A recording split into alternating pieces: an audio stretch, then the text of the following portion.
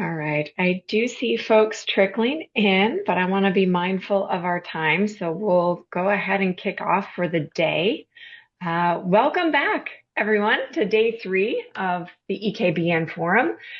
For those who have been with us this week, I hope you're really enjoying the sessions, excuse me, and your time with us. We've certainly loved having you. We have one more incredible day of programming. If you're just joining us, excuse me, we're going to drop our sort of reminders and resources in the chat here in just a second. Those are going to include a little information about EKBN if you're new to us, our community norms and guidelines, and then our state of the field survey that is just launched. This is an optional voluntary survey to support our understanding of knowledge brokering and education as a whole. So we're looking for those who identify as knowledge brokers to join and participate in that survey if you so choose. So feel free to take a look at that when you have a moment as well. All right, now we do have a really packed agenda today.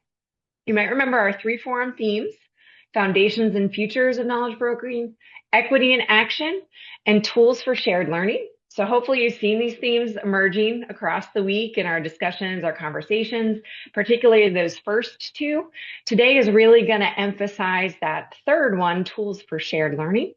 We're going to kick off in just a minute. As you see, joining me on stage today are our 2026 board chair, Jessica Jackson, and our keynote speaker, Tanner Jackson. There may be a relation there. I'm not going to foreshadow, but we'll see what happens. So following our keynote, we're going to take a short break, move over to our panel conversation on co-design. You don't want to miss that one. And then we're going to take a slightly longer break after that in preparation for our fast-paced knowledge fair. So we'll come back after the panel and make sure that everyone has instructions and understands where you'll be moving and going during the knowledge fair.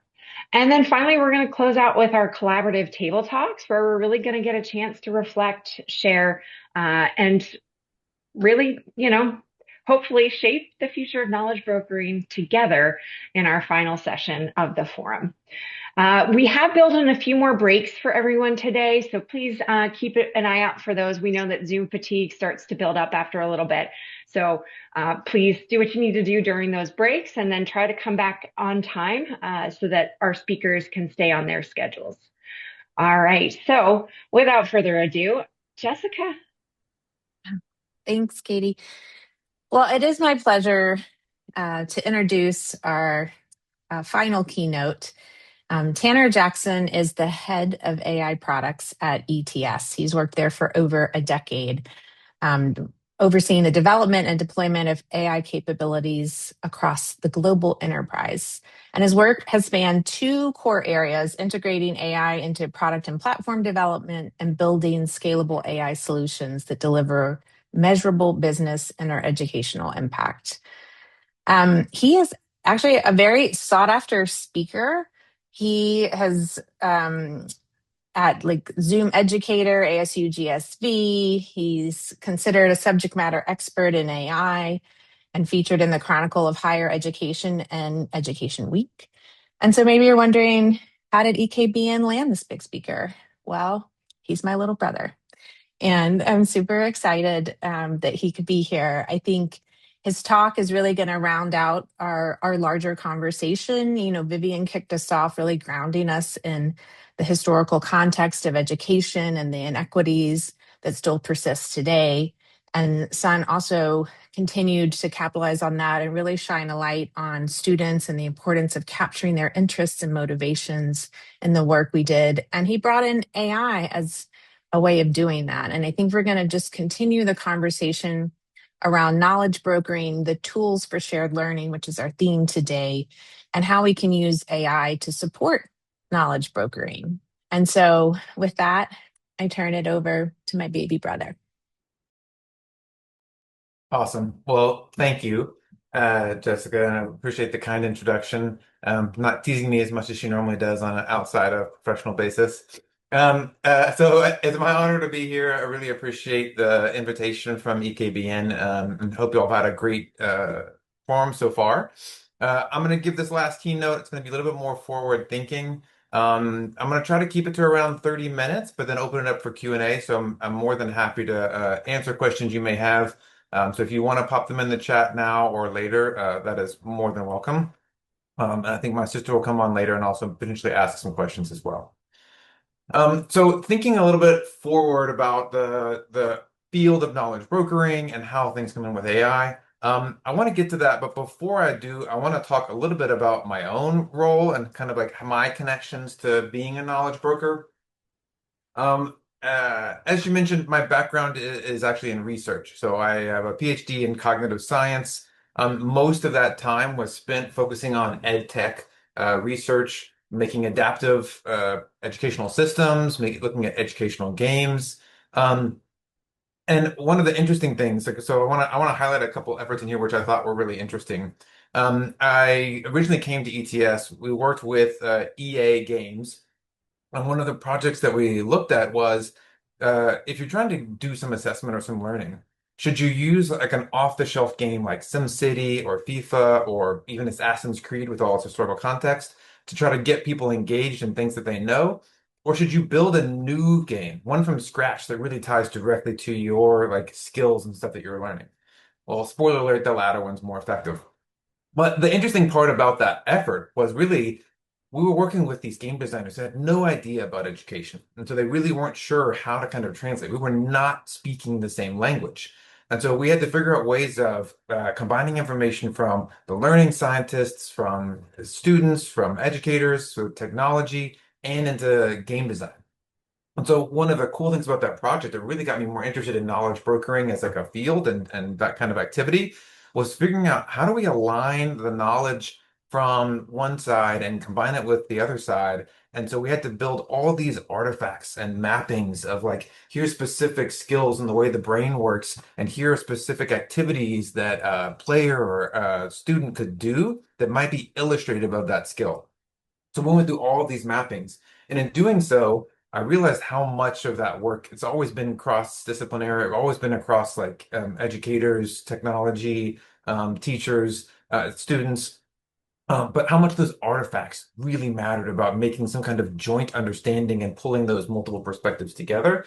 And so much so that like inside of ETS, I kicked off this knowledge transfer series, which was looking at how do we help to pull together some of these like common practices and help to show people how much specific documents and artifacts can really bring teams together to make progress towards their goals, and that having those multiple perspectives and where those things really come together, how much meaningful impact that has. So that was kind of like my first foray into knowledge brokering as a research scientist. I've also spent some time as an executive director, looking at the portfolio growth and diversification. Those are big words. What it really means is how do we take our existing set of products and find really fruitful ways of growing that? So it involved going out and knowing what kind of market research we needed to know about the competitive landscape, potential growth areas. Also, what does our current technology look like in terms of what seems feasible?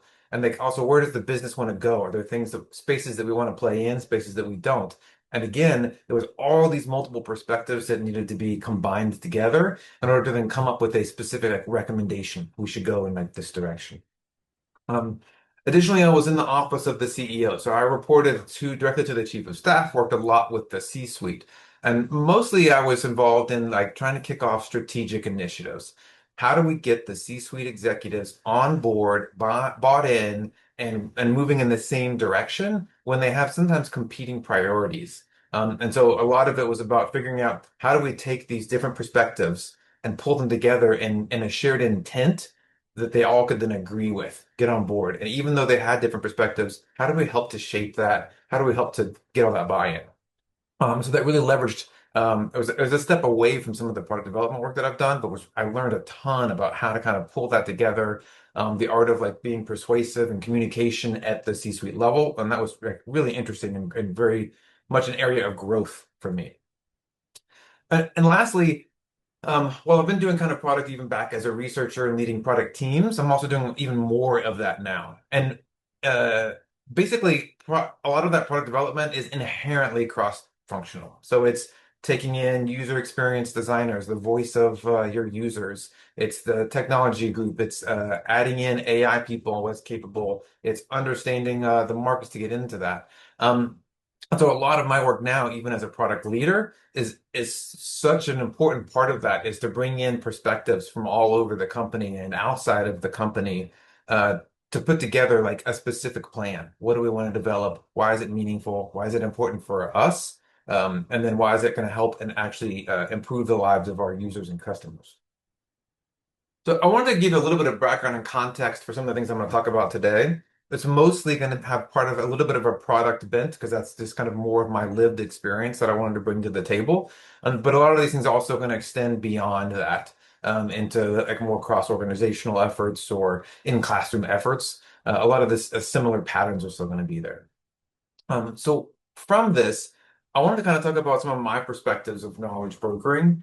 And one of the key things that I've kind of found in my own work is that knowledge brokering needs to be critical infrastructure. And what I mean by that is it can't be an afterthought, it can't be an accident, and it can't just be events. It can't be we had a meeting to discuss this. It needs to be something that's very specific and repeatable, and so I think the key thing is to make sure that like this is an intentional effort that you're doing, and it needs to be a repeatable evidence exchange. How do we kind of make that come together? Everybody knows what that process is, and it's a key part of whatever we're doing. It'll break down some of the silos. It'll break down some of the otherwise groups of people who might be working in the same direction but not working together. So I think that's a really key here, and it'll be a theme moving forward too. The other is curation of representations.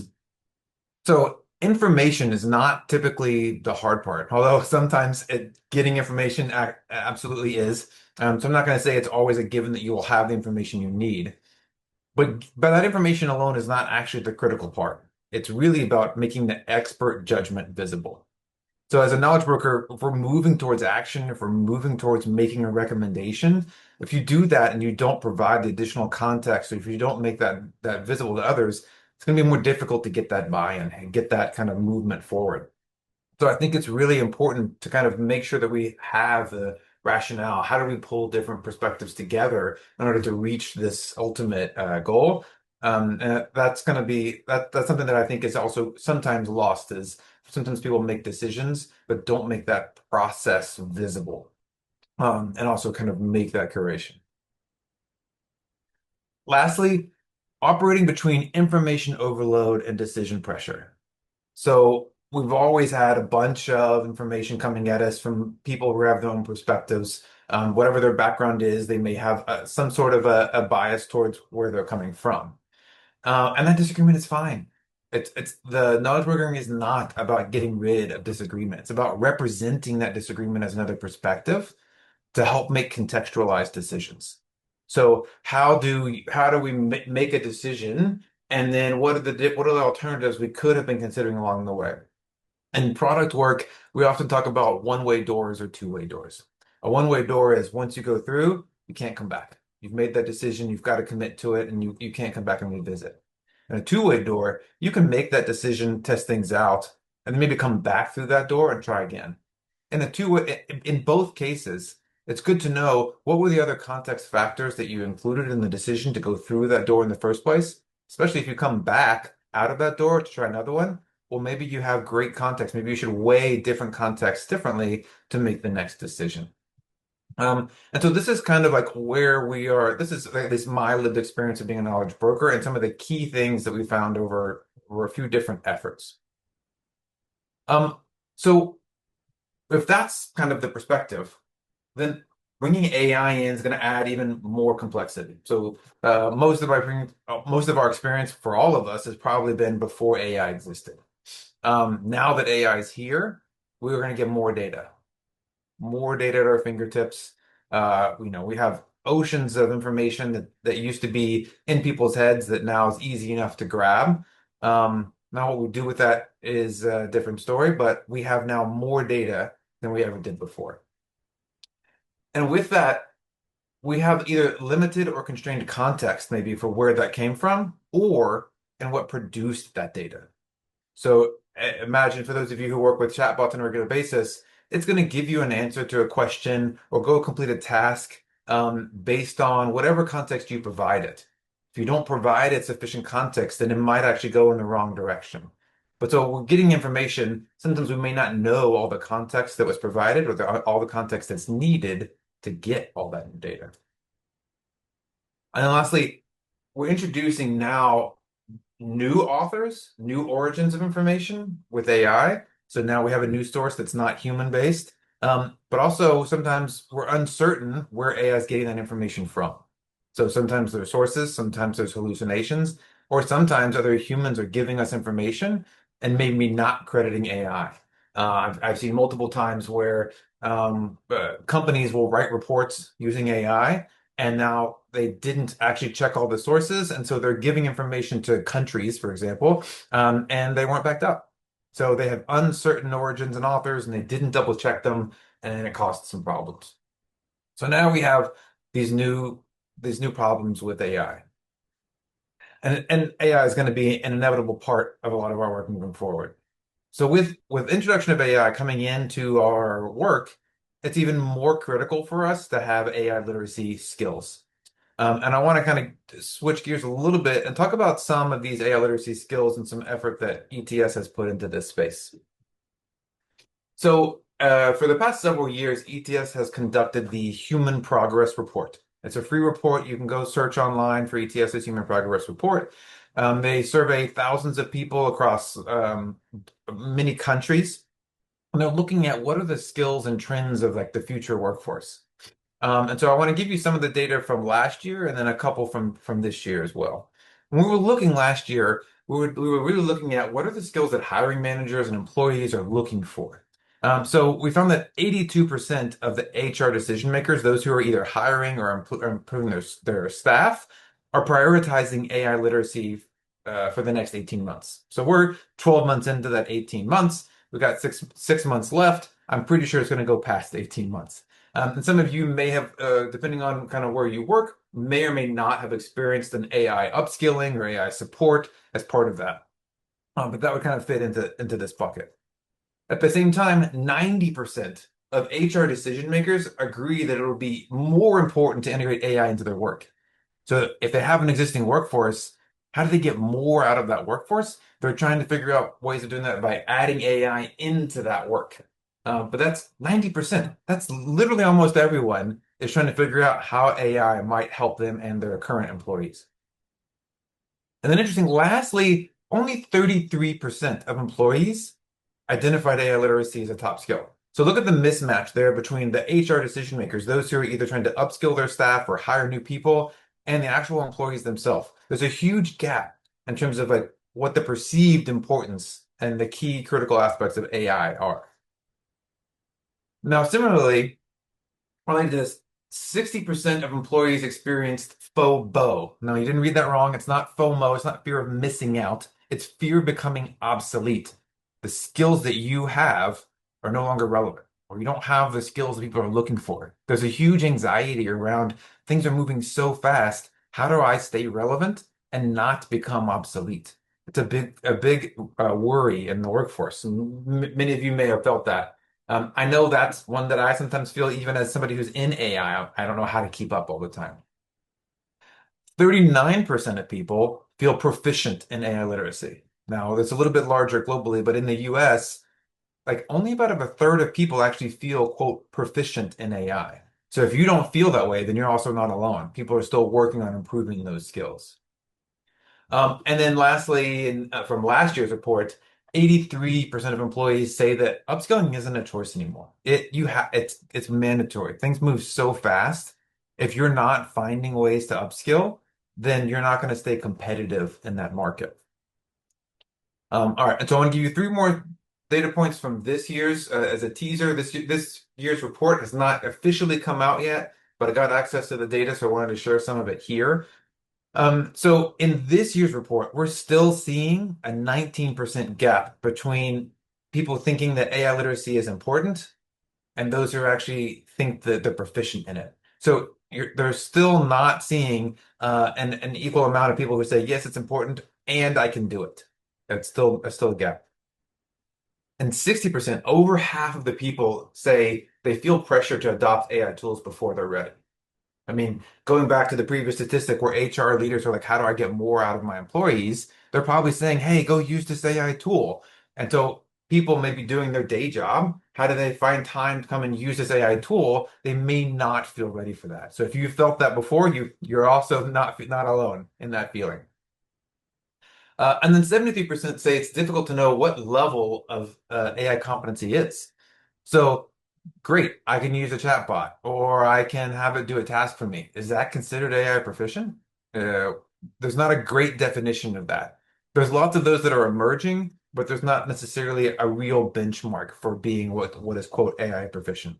There are some leading labs. There are like I know Anthropic has an AI fluency index.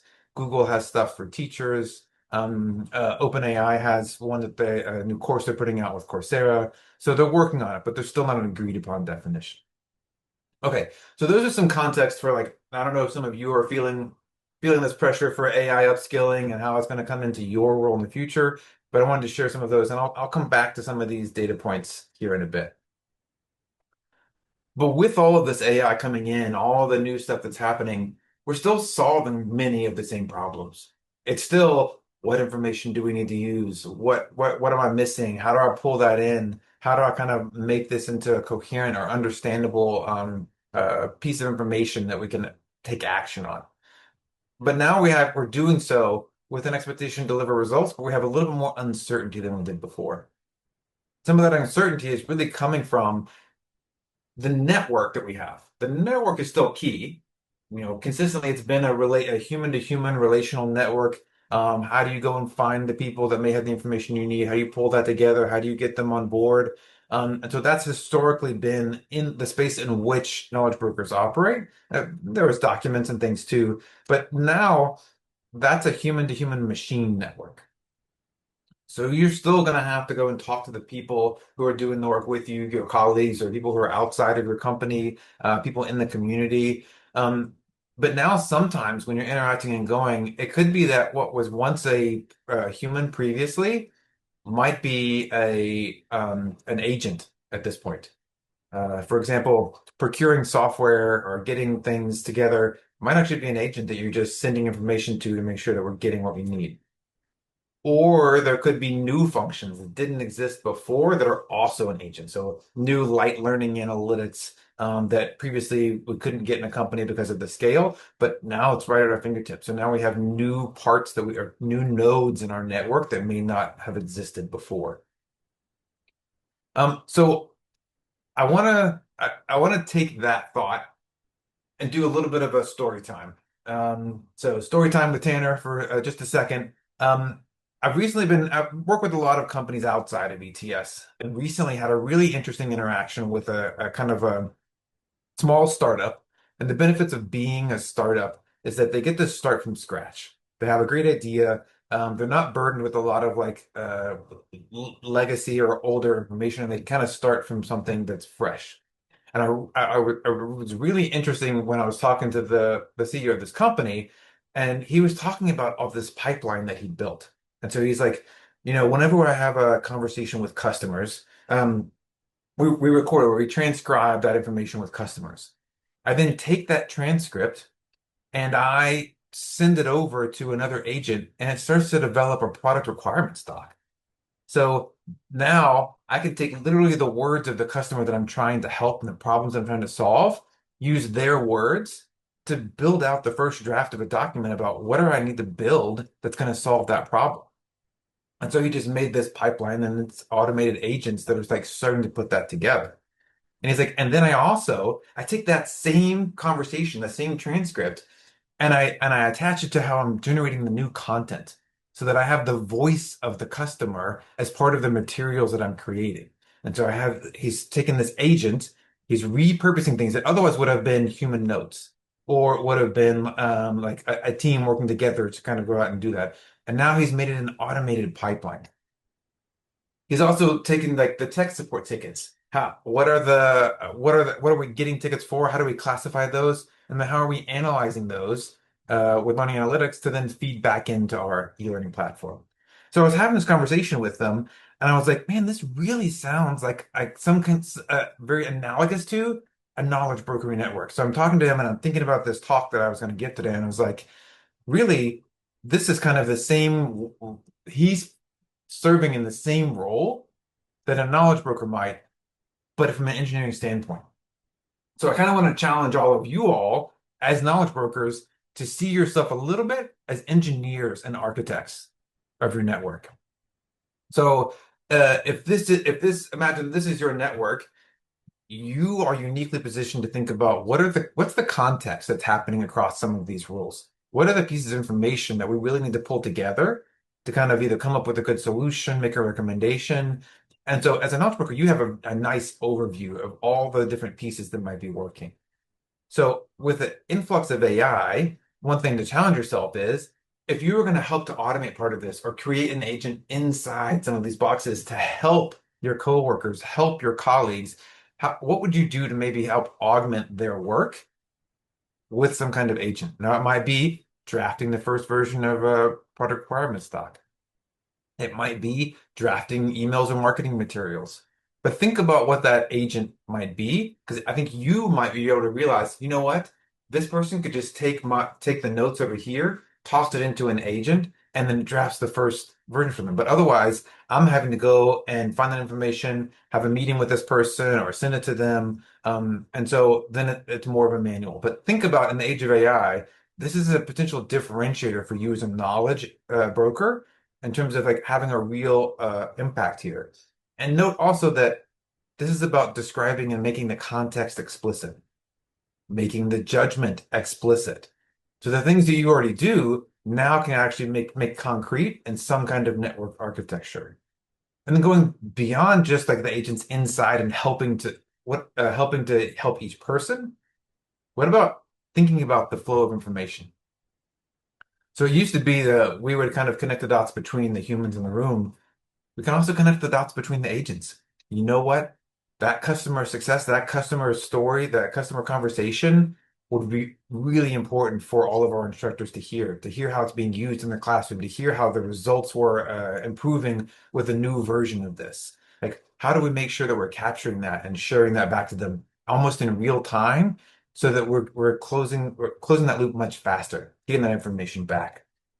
Or if it's looking at connecting tech support, we're getting a bunch of complaints on some of these specific like content modules. How do we get that information back to them without having to go through and sit and wait a couple of weeks? How do we expedite that and make it faster? It's not about replacing people. It's about getting that repeatable evidence exchange that I mentioned earlier, but doing so at a faster rate. But you all are the orchestrators and the people who are helping to coordinate that because you can kind of see how pieces of information fit together and may benefit other roles. So this is a little bit of a challenge I want to kind of pose to you all as part of this. And if you're thinking about your networks, how you might be able to kind of like step up and like expand your comfort zone a little bit, because now these things don't require code. You can talk to them in plain language and develop an agent without having to know code. To be honest, I actually don't. I haven't coded in 20 years. I don't know it very well, but I do have a license to Claude Code and Cowork and can make my own agents to help me out and do a lot of things. So it's not something that requires you to have a lot of like IT expertise in this case. Okay, so now that AI is coming in, what about those 3 points that I talked about earlier?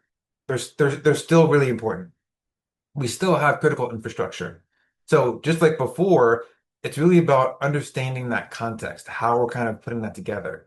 In the case of AI, this might now be making sure that we document and write all the context so that the agents or the AI know how to use it. But you help to kind of pull that together. It's still your expertise. You need to figure out, here's all the ways we can use this information. And now I can kind of figure that out and actually lay it out in a very critical way. It's still about curation representations. You have all that data. We don't need to link every single box in that diagram. Your critical judgment here is really important to figure out which ones do we need to connect. How do we kind of make sure that we have the most critical paths represented here? And it's that human judgment to find a truly meaningful signal about which things we need to connect to move forward. And then lastly, still operating. There's tons of information, especially in these kinds of networks, but we need to make actionable decisions. So now it's, well, what's information is coming from the humans? What's information that's coming from the AI? How do we combine those together? Which ones are more important and in which context? And put them in a way that you can actually still use that for decision-making purposes. So I want to come back to some of the data that I was talking about. So thinking about all this stuff with AI, thinking about challenging ourselves to kind of move forward and create that network, be an architect. What kind of AI efforts are we putting together here? Well, we still have the 90% of HR decision makers who find that really important. This is really about the AI expectations. These are the expectations that the world has of all of us. This is kind of what's laid out in front of us. 83% of employees say upskilling isn't a choice. This is about us putting forth AI effort, the effort we need in order to do that upskilling to kind of keep pace with the environment. 60% feel pressure to adopt AI tools. Skill comfort. This is likely going to require us to get out of our comfort zone. I know when I was first trying a lot of the AI stuff, I wasn't reluctant because I didn't trust it, but I didn't know what to do with it. So I had to kind of push myself to find reasons to use it initially. And then as I did so, I built a lot of trust with it. And so it did a fantastic job. It can now talk about all the reasons why it made all those decisions, which actually helps build trust, which is very similar to how knowledge brokers operate in this kind of context. Now, the last one is with 39% of people only feeling proficient, your perceptions of your AI ability may not match what's in the environment. So even if you feel I'm not ready, that's okay. A lot of people feel that way. So you may still want to kind of push yourselves out of that comfort zone to kind of reach these expectations over here on the left.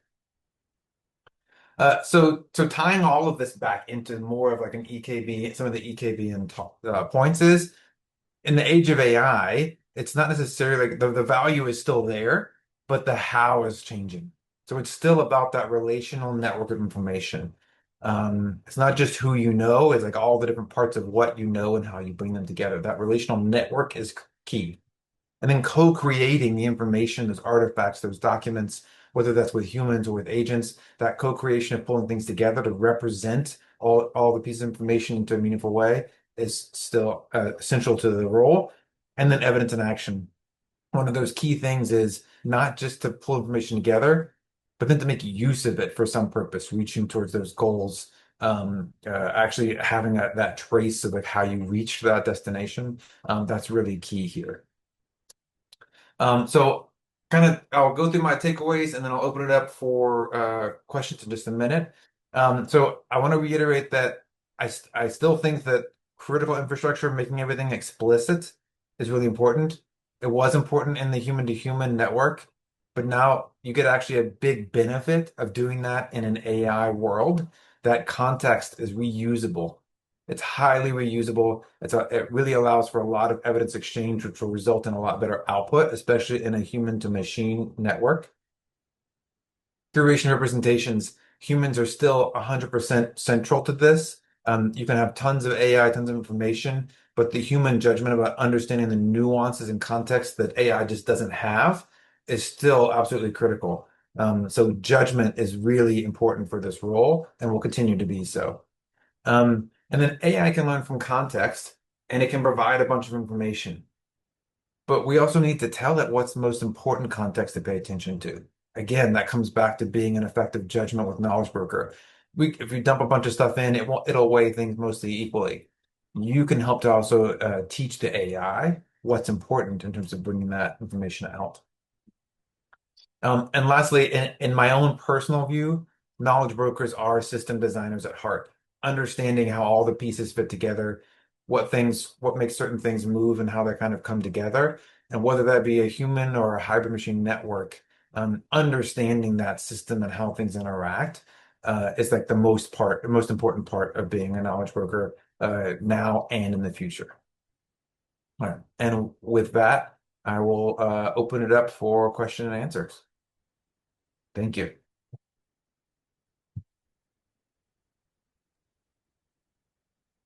Awesome. Thank you, Tanner. If you have questions, feel free to put them in the chat. It looks like we have one here um, from Miranda. Can you name again the spaces where folks can look for AI fluency metrics?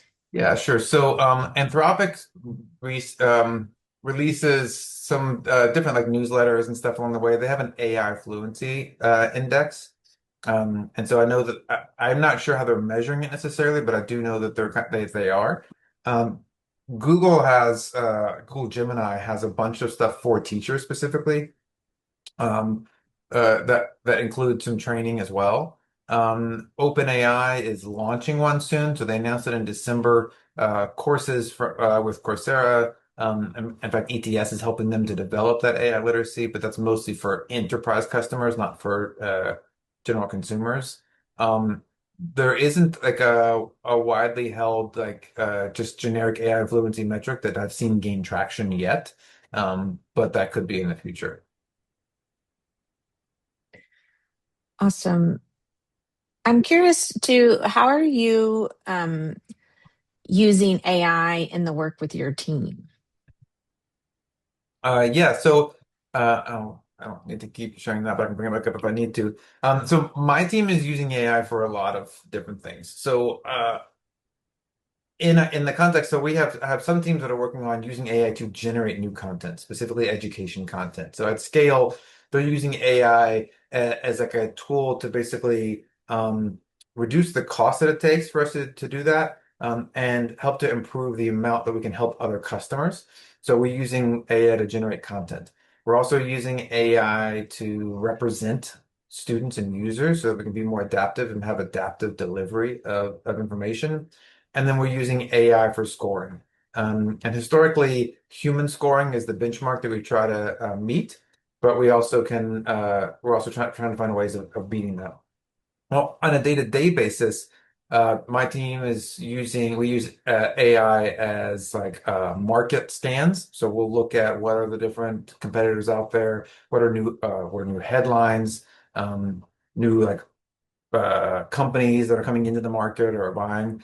We're also using it for coding. So people are using it a lot for either creating their own agents internally, helping them to actually write code and stuff.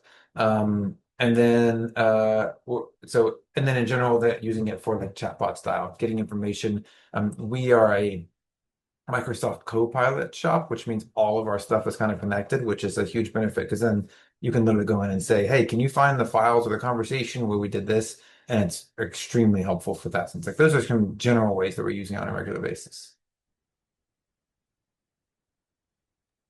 So I'm also just curious, like how, as knowledge brokers, we're often talking about, bringing evidence and research into the conversations that we're having, with people and other, places in that ecosystem. We know there's not a lot of research on the impact of AI in learning itself yet, but what what kind of how can we think about research as how are you doing that in your role with when you're thinking about using AI and kind of how are you balancing that conversation with the research that we do have?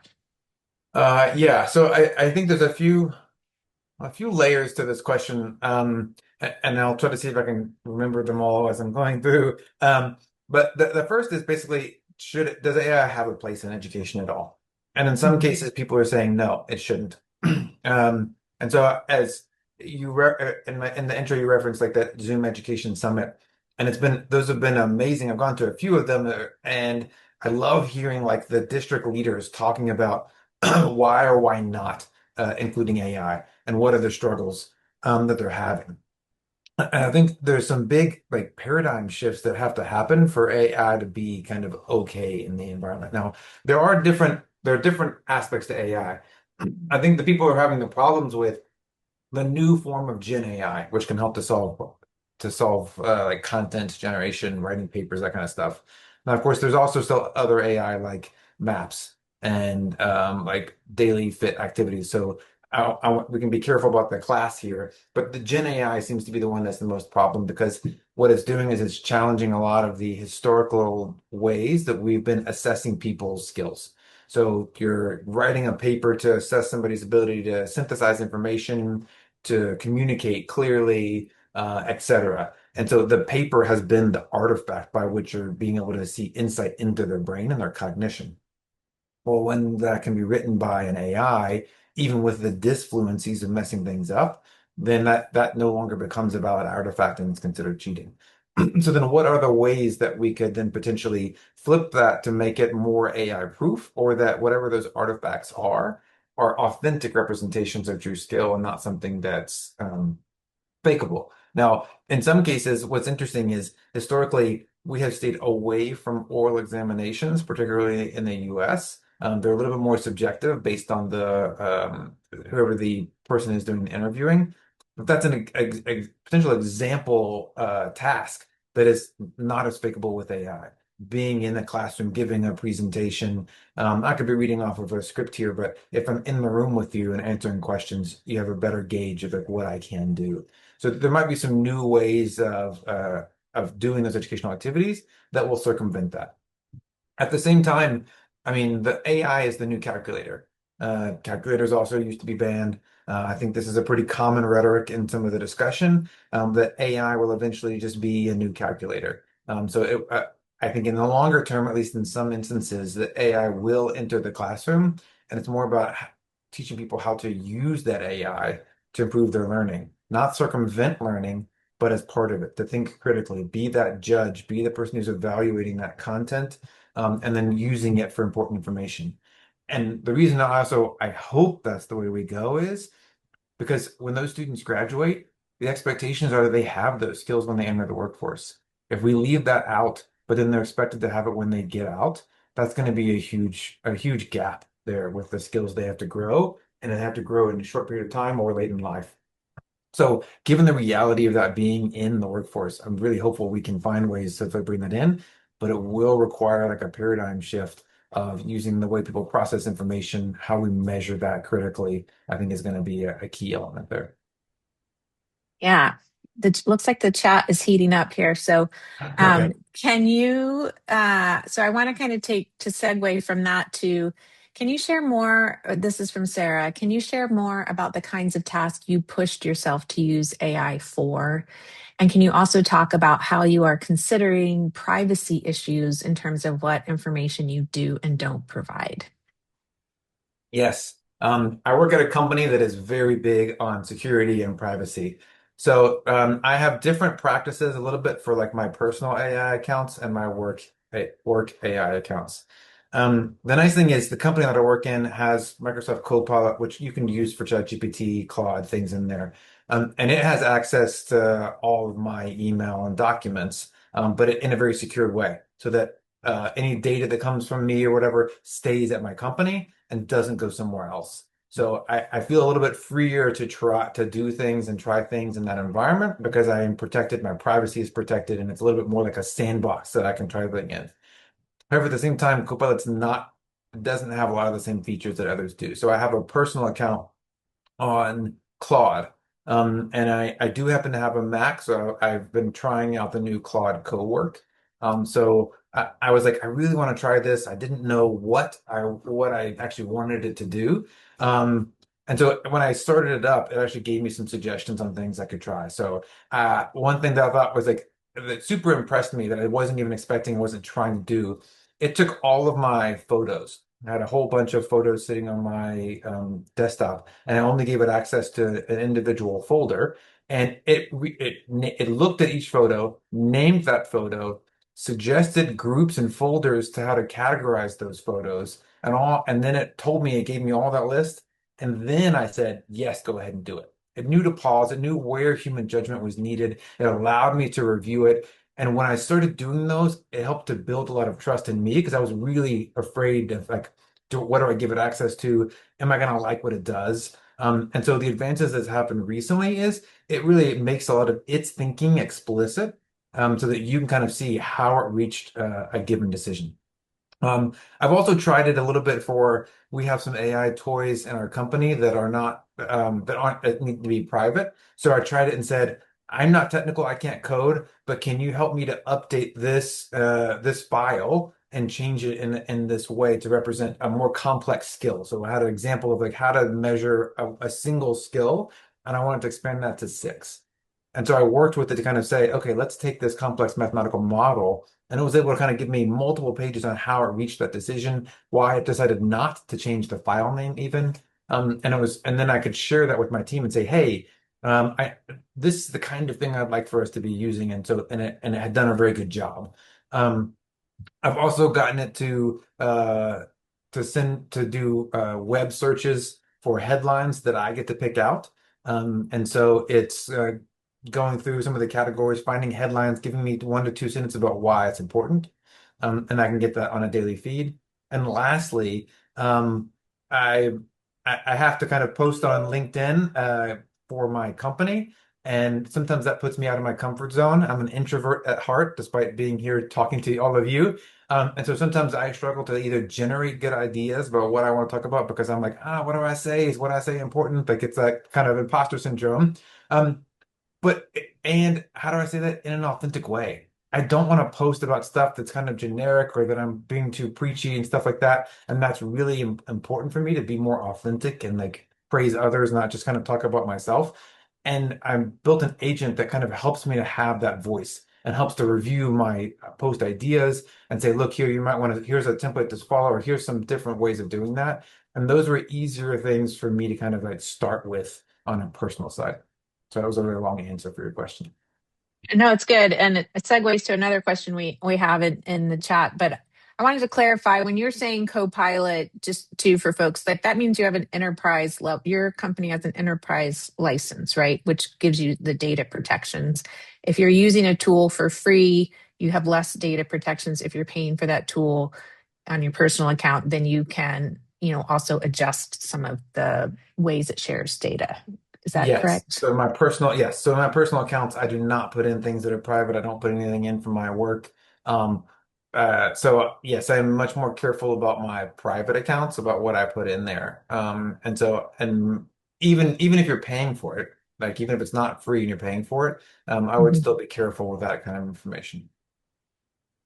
And then there's a couple of questions just around, and you kind of mentioned this too in some of the things that you're doing, but how are you thinking about citing when AI is used? And are there industry standards emerging or in some of your conversations around how to make it clearer when AI is involved in that process or not? Yeah, I like this question. So I haven't seen industry standards other than it should be cited. I don't know if the people are using APA or something else, but then citing AI some kind of source. Um, this is such an interesting thing because it comes up on a regular basis. Like, when do you cite AI? If you ask ChatGPT to like revise an email, do you now need to credit it? Even though it's just revising it, or if it drafted it in the first place, but then you went back and reviewed it and it's now in your voice. I think there's a lot of gray lines there. I don't think it's necessary for like casual communication, but it gets used in a lot of official reporting. It gets used in research publications. So I know our research institute actually adds citations for AI as like a co-author sometimes when they've generated reports using ChatGPT. Um, and it's one of the key skills. So we actually launched a product last year called Adapt AI, where it's looking at frameworks about what are some of these AI literacy skills that are important. And so we've put this in the category of responsible and ethical AI usage, which is crediting kind of like looking at evaluating what those sources are, citing AI when you use it to generate a report. And so we've built some different tasks around this that can look at how people are either citing it or not citing it or just taking the credit for what AI has produced. I haven't seen industry standards, but it is absolutely a critical issue that has a lot of gray areas in there. And then another question, which I'm going to paraphrase a bit here, but how I know ETS obviously you guys do a lot with assessment, but how should education be rethinking, assessment, how items are developed to how, they structure some of these assessments. What are some of the things maybe people should be thinking about Yeah. with that? So I know I'm your little brother, but I was doing AI starting back in 1999. So yes, in the I 19, remember. I remember. 1900s. Um, so what was cool about AI back then was so much of it was like manual and narrow. To develop like an intelligent tutoring system just on like a small topic of conversation took like 3 years and millions of dollars. And then now you can make the same thing in like a matter of days, and it's way better than it ever was. And so with the advent of AI, we are doing way more new things than we ever could in the past. Because in the past, you had to look at every potential branch of a conversation it could go. How would you handle that? How would you automatically respond to that? But you had to know that ahead of time in order to kind of like go down all those branches. And now you don't. Now you can put guardrails on, and then you can cover all the things you need to do, and the LLM helps to do that. So we're exploring a lot of new ways of doing assessments for more, instead of multiple choice and constructive response, much more around performance-based assessments, asking people to do an activity, potentially, particularly within AI, write a prompt. What does that look like? Evaluate a 90-day like a roadmap plan for somebody. And so we can do a much better job using AI and assessment. We can also look for behavior anomalies better than we could before. So at ETS, as I mentioned, we're big on security, but now we're looking at like, how are people using LLMs as part of things on their exam, and so putting in the responses, and we're using the AI is helping us to do a lot in that. Um, I do think like, like it can easily make the multiple choice questions, and it can make constructive response. And things look good on the surface. I still think you need to come back and look for like fairness and validity concerns. AETS, I gotta say these things. Because it does matter. Like if you put people out of their thought, or if the things are not worded, or it disadvantages a certain group of people, nobody wants that. And so while things might look good on the surface, still coming back and having some kind of like editorial review, fact checking reviews, those kinds of things are still important. Because even though it looks great on the surface, sometimes you need to look at it more closely. So there's still like a hazard there with like generating content for assessment. Awesome. Well, I know there's like a lot more questions in the chat. I don't think we're going to have Sorry. time to get to all of them, but if you all want to put them in the community board, we'll see if we can get some responses, or get Tanner to weigh in on some of those Yeah, happy to. there.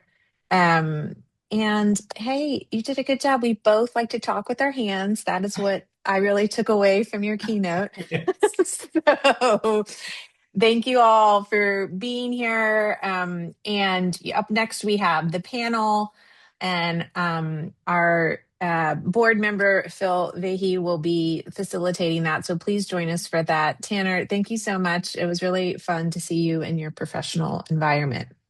Yeah, no problem. Appreciate it. And thank you all for coming. Appreciate those who attend, and hope you enjoy the rest of the forum. Awesome. Thank you.